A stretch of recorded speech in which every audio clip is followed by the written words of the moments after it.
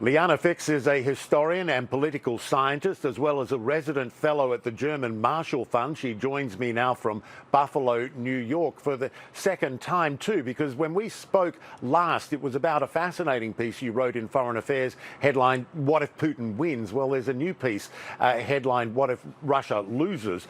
What would Russia losing look like? Well, thanks so much for having me again. My colleague Michael Kimmich and I, we tried to think through what the situation looks like right now for Russia. And we argue Putin made a strategic blunder because he underestimated the international response, the Ukrainian resistance, but also the Russian population and the public. Russian loss could take different forms. We could see first some attempt of occupation of Ukraine, which would be very costly and perhaps could lead after a couple of years to a withdrawal. But we could also see pockets and parts of Ukraine that remain under Ukrainian control and would be leading a Ukrainian insurgency and resistance against Russian occupation, which would be very costly. So an entire rollback militarily of Russia in Ukraine would be difficult, but Putin can certainly not win this war anymore on his preferred terms. And to that point, I mean, the thing I think people feel about Putin is it's not in his DNA to back down or even look like he's backing down. How dangerous does that make him if he is indeed losing on the battlefield or stalled and then perhaps to lose public support at home? How dangerous does that make him? Absolutely, he will use everything, and we've seen this in the last days. He will use more aggressive military power. We've seen the bombardment of cities. He will use the strength that he has. He will use repression and terror.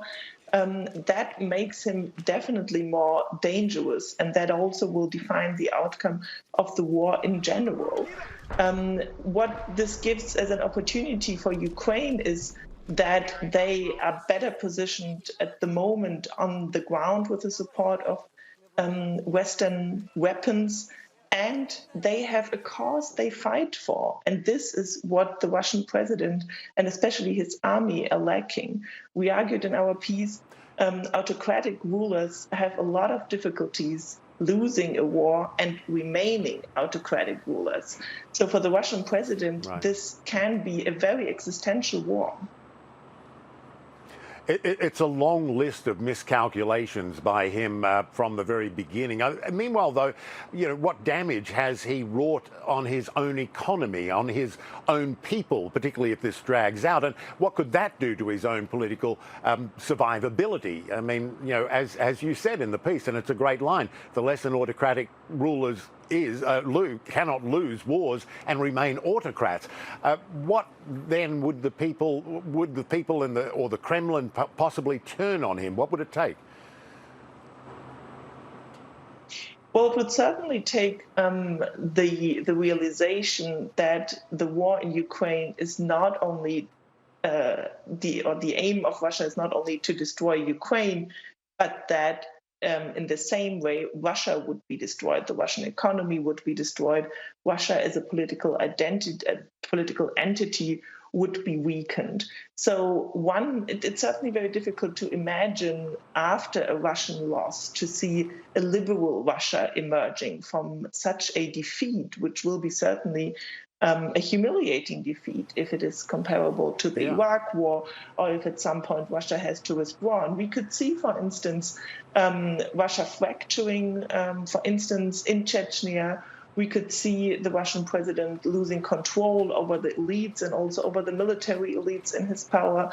In any case, this will be a very dangerous scenario because Russia will not come out of that as a prosperous, liberal country, but as a country that has lost a war and is in a very dire state internally.